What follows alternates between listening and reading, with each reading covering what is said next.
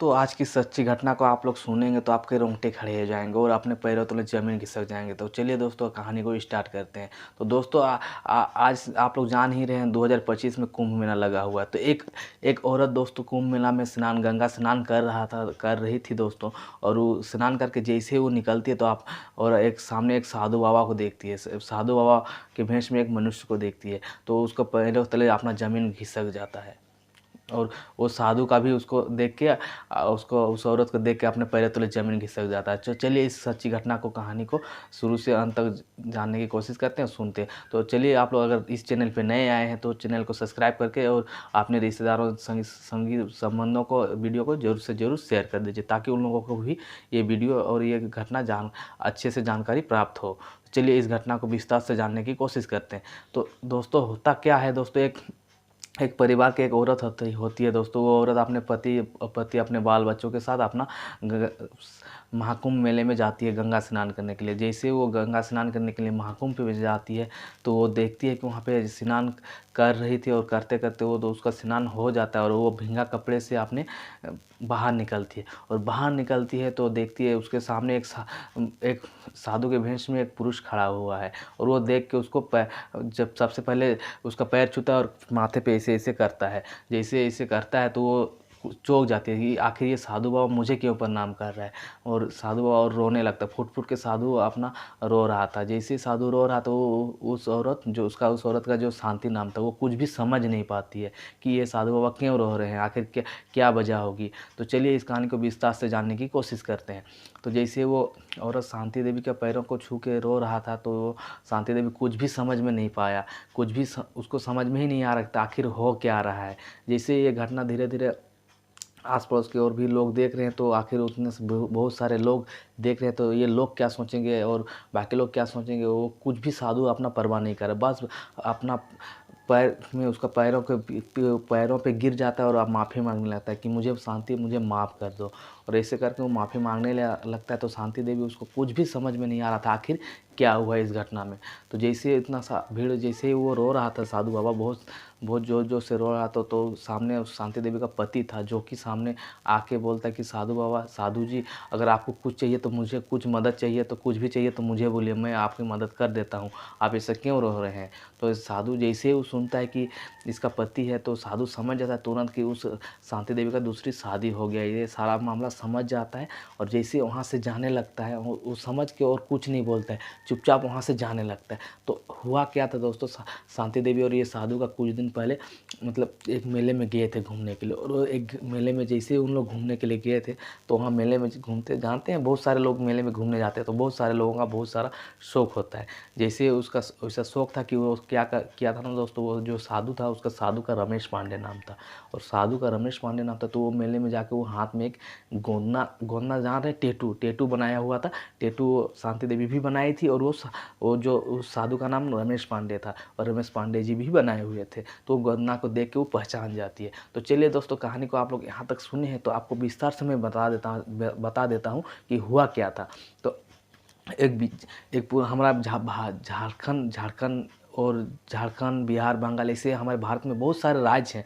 तो एक राज्य पड़ता है दोस्तों बिहार। तो बिहार के राज्य होता है दोस्तों, इस राज्य में एक परिवार रहता है, उस परिवार का नाम था रमेश पांडे। रमेश पांडे जिसका नाम था दोस्तों, वो रमेश पांडे जहाँ रहे ब्राह्मण जाति से आते हैं, इन लोग ब्राह्मण जाति से संबंध रखते हैं।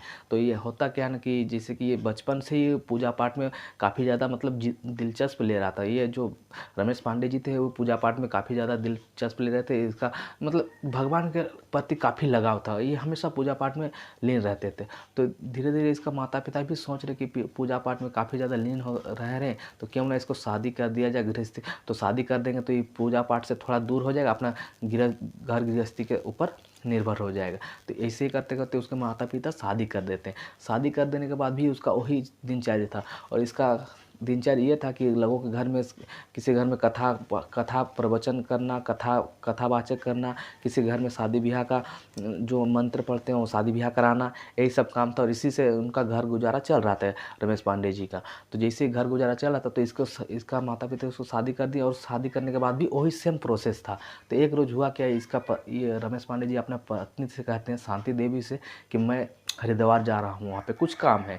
ऐसे करते हुए वो हरिद्वार चले जाते हैं। हरिद्वार जाते हैं, तो हरिद्वार जाने के बाद वो काफ़ी दिन हो जाता है और फिर हरिद्वार से वो वापस नहीं लौटते हैं। जानते हैं साधु बाबा पूरा लीन हो गए थे, साधु बन गए थे और वहाँ पे अपना रैन बसेरा बनाए हुए थे। जैसे तब क्या कि साल भर हो गया तो शांति देवी उसको खोजते हुए हरिद्वार गई। हरिद्वार में लगभग 1 साल तक खोजी, परंतु 1 साल खोजने के बाद भी उसको नहीं मिला।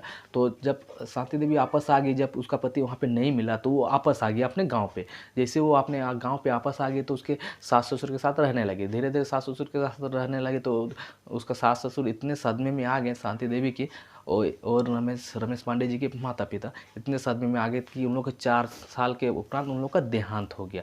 जैसे 4 साल के उपरांत देहांत हो गया तो शांति देवी अकेले रह नहीं सकती। अकेले कुछ दिन रही, 5-6 साल रही। उसके बाद उसका शांति देवी के माता पिता उसको अपने गांव पे ले गए और उसका दूसरी विवाह करवा दिए। जैसे उसकी दूसरी विवाह करवा दिए तो दूसरी विवाह करवाने के बाद हुआ क्या, क्योंकि वो अपने दूसरे पति के साथ अपने हंसी खुशी ज़िंदगी फिर से व्यतीत करने लगी और अपने पति के साथ रहने लगी। और इसी के माध्यम से उनको 2 बच्चे भी हो गए।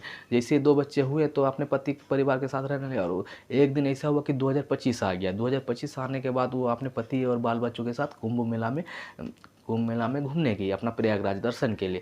जैसे जाती है तो वहाँ पे देखती है कि वो गंगा स्नान कर रही थी और देखती है जैसे स्नान करके वो बाहर निकलती भीगे हुए कपड़े पे।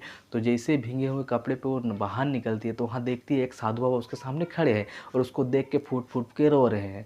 जैसे वो फूट फूट के रो रहे हैं और उसको अपने चरणों पे आप उसके शांति देवी के पैरों पे गिर जाते हैं। गिर जाने के बाद वो माफ़ी मांगते हैं और ऐसे ऐसे करते हैं। तो शांति देवी कुछ भी समझ में नहीं पाती है, कुछ भी समझ नहीं पाती है आखिर हुआ क्या, क्यों हो रहा है। तो ऐसे करते हुए साधु बाबा खूब रोने लगे और मुझे क्षमा कर दो, इसे मतलब माफ़ी मांग रहे हैं। अब माफ़ी मांग रहे तो उतना सारा भीड़ में उसका पति भी थे। उसका पति दौड़ते हुए आया, आखिर हुआ क्या है। उसका पति आके बोल रहे कि साधु बाबा जी आप क्या बोल रहे हैं। तो साधु बाबा अगर आपको कुछ चाहिए तो मुझे बोलिए, मैं आपकी मदद कर देता हूँ। तो जैसे ये सुनता है कि शांति देवी के वो आदमी आ गया तो शांति देवी बोल रहा है कि मेरा पति है। तो जैसे शांति देवी उसको बताते हैं मेरा पति है, तो वो अपना उसको ये सुन के उसका पैरों तले ज़मीन खिसक जाती है और वो वहाँ से चुपचाप वो मज़ारा मतलब वो समझ जाता है कि इसका दूसरी विवाह हो गया है। तो वो चुपचाप जाने लगता है। तो जाने लगता है तो एक दिन की बात है, शांति देवी और रमेश पांडे जी एक मेले में गए थे और अपने हाथ में एक गोदना लिखाए थे अपने अपने नाम के, जो कि टेटू बोलते हैं, जिसको आप लोग टेटू होने से भी जान सकते हैं। तो जैसे ही वो देखते तो वो समझ जाते कि ये तो मेरा पहले वाला पति है और फटाक से दौड़ते हुए जाते हैं और उसको क्षमा मांगते कि ऐसे ऐसे आपको क्षमा कर दीजिए, आपको मैं पहचान नहीं पाई काफ़ी दिनों से। क्योंकि साधु बाबा का लंबे लंबे दाढ़ी हो गए थे, बड़े बड़े जोंट हो गए थे, पगड़ी अपने बांधे हुए थे। तो जिसकी वजह से वो समझ में ही नहीं पाया उसका क्या हुआ आखिर। तो जैसे माफ़ी मांगा तो वो बोल रहे थे घर में सब कुशल मंगल वो पूछने लगा। और उसके बाद वो पूरा दोनों रोने लगे और रोते हुए वो अपना वो साधु क्या करता है ना, उसको अपने आश्रम पे ले जाता हुआ मेले में ही अपना आश्रम में एक कुटिया बनाया हुआ है वहाँ पे ले जाता है। वहाँ पे बात विचार करते हैं और साधु बाबा का शांति देवी साधु बाबा के बारे में अपना बाद वाले पति को सारा चीज़ बताते हैं कि इसी के साथ मेरे पहले शादी हुआ था। ऐसे सारा चीज़ बताते हैं। जैसे ही सारा चीज़ बताते हैं तो वो बोलता है बता रहा था ठीक है जो भी हुआ। तो साधु बाबा पूछते हैं कि मेरे माता पिता कैसे हैं, घर में बाल बच्चे कैसे हैं, सबके बारे में। तो शांति भी सारा चीज़ बता दी कि आपके जाने के बाद उन माता पिता पूरे सदमे में चले गए थे और 4 साल बाद उनका देहांत हो गया। जैसे सारा चीज़ घटनाक्रम विस्तार से उनको बताते हैं। और शांति देवी को तो उसके साथ जाने के लिए मन नहीं कर रहा था। तो वो साधु जी बोल रहे हैं कि आपको मैं यहाँ पे मेरे साथ रहने के लिए नहीं बोल रहा हूँ, लेकिन हाँ मैं आपको एक उसका जो लॉकेट होता है, साधु जी अपने गले से लॉकेट निकाल के उसको देते हैं कि ये लॉकेट रखो, कि ये लॉकेट अपने पास ही रखना अपने गले में। जब तक तुम अपने ये लॉकेट तुम्हारे पास रखोगे तब तक मैं रहूँगा और ये फेंकना मत। ऐसे करके वहाँ से चले जाते। तो दोस्तों ये कहानी आपको सुनाने का मेरा मकसद यही है कि कोई भी ऐसे बहुत सारे ऐसे लोग जो बिछड़े हुए पुराने लोग हैं जो अपने मेले में मिल जा रहे हैं, कोई बिछड़ भी जा रहे हैं और बहुत सारे ऐसे। तो चलिए दोस्तों मेरा कहानी का सुनाने का मकसद यही है कि आपको कुछ जानकारी मिले, कुछ अच्छा सीख मिले। और बस मैं इतना ही आज तक के लिए इतने ही। तब तक के लिए जय हिंद, वंदे मातरम।